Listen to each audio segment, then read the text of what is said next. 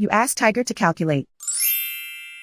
This deals with linear inequalities with one unknown. The final result is y greater than 200. Let's solve it step by step. Move the negative sign from the denominator to the numerator.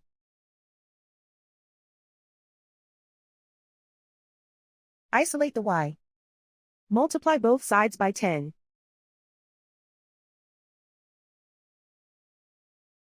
Group like terms.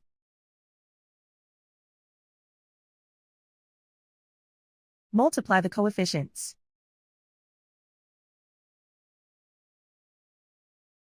Simplify the arithmetic.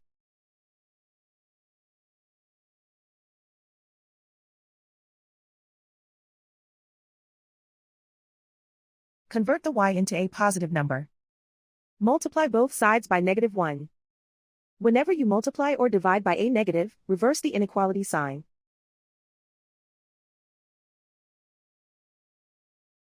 Remove the ones.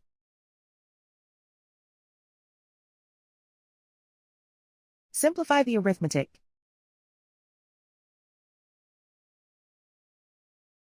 Plot the solution on a coordinate grid. And so the final result is y greater than 200.